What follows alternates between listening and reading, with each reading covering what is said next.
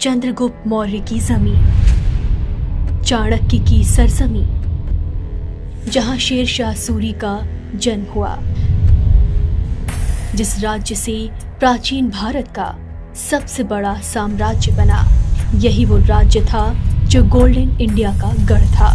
लेकिन अब बिहार की बदहाली दिन ब दिन बढ़ती ही जा रही है।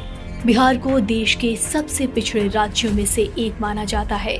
इस वीडियो में हम बिहार की बदहाली नहीं, बल्कि बिहार में भी जो सबसे बदहाल इलाका सीमांचल है उसकी बात करेंगे, जिसमें अररिया, पूर्णिया, किशनगंज और कटिहार के 4 जिले शामिल हैं। राज्य के सबसे पिछड़े हिस्सों में आते हैं। 2011 की जनगणना के मुताबिक सीमांचल की आबादी 1 करोड़ से ज्यादा है। फिर भी मानो कि यहाँ से विकास लापता हो गया है। सीमांचल वो इलाका है जहाँ मुसलमानों की आबादी 47% है। ये अपने आप में सोचने वाली बात है कि किस तरह सरकार मुस्लिम अक्सरियत वाले इलाकों को दरकिनार कर देती है। 1.5 करोड़ की आबादी होने के बावजूद यहाँ एक भी बीएड कॉलेज नहीं है। यहाँ कोई भी माइनॉरिटी यूनिवर्सिटी नहीं है और ना ही इस पूरे इलाके में कोई बड़ा सरकारी मदरसा है जिसमें वहाँ के मुसलमान दीनी और मॉडर्न तालीम हासिल कर पाएं। लेकिन जो मुसलमानों के बड़े गांव हैं वहाँ पर मुझे सबसे ज्यादा गरीबी फटहाली दिखी। तो मैंने इस बात को गौर किया कि भाई ऐसा कैसे है कि जो बड़े मुसलमानों के गांव हैं उनकी हालात मिक्स आबादी वाले मुसलमानों के गांव से या मुसलमानों के छोटे गांव के मुकाबले ज्यादा खराब है। ऐसा क्यों है? ऐसा इसलिए है, जब हमने उसका अध्ययन कराया तो ये पाया कि जो मुसलमानों के 3000 से ज्यादा आबादी वाले गांव हैं उनको सियासी तौर पर, राजनीतिक तौर पर चिन्हित कर लिया गया। तो जब कोई जदयू का, भाजपा का विधायक जीत कर आता है तो निश्चित करता है कि उस गांव की ओर मुंह भी न करे, वहां जाए भी न, वहां काम भी न करे। लेकिन अगर वहां कोई आरजेडी का जीत कर आ गया, कांग्रेस का जीत कर आ गया तो कहता ही कि तो 3000 रुपया अपने हाथ में ही जाएगा कहां, बगल के गांव में काम करा।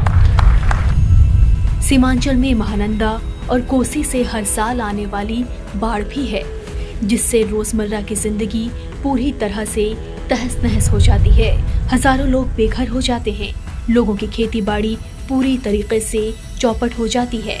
बाढ़ के जाते ही हर जगह पानी खराब होने लगता है, जिससे सैकड़ों तरह की बीमारियां होती हैं।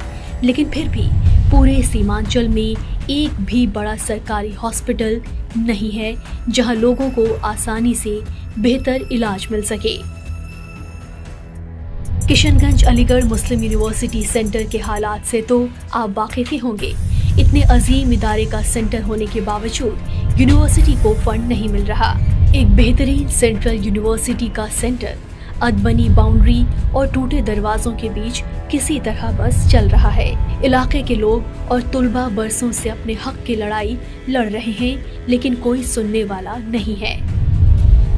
किशनगंज नगर क्षेत्र के चूड़ापट्टी वाक़े बस में अदब उर्दू लाइब्रेरी जिले की सबसे पुरानी सार्वजनिक लाइब्रेरी में से एक है।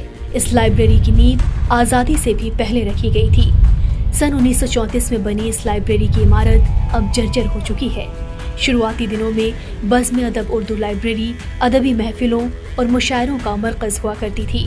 एक वक्त के बाद यहाँ पे बच्चे बीपीएससी की तैयारी करने आते थे, लेकिन अब इसके हालात उर्दू से मोहब्बत रखने वाले हर इंसान के लिए लम्हाए फिक्र हैं। लाइब्रेरी के लिए सरकारी फंड को हरी झंडी नहीं मिली और इस इमारत की उदासीनता यूं ही जारी रही। सीमांचल के साथ सौतेला व्यवहार क्यों? सच्चर कमेटी की रिपोर्ट के मुताबिक बिहार के मुसलमान दलितों के बाद सबसे ज्यादा बदहाल हैं।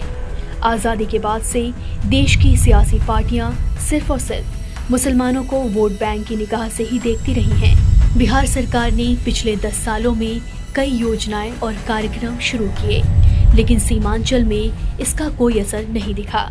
लालू यादव के राज से लेकर नीतीश कुमार के मुख्यमंत्री होने तक आज भी सीमांचल के हालात मुसलसल बदहाल बने हुए हैं।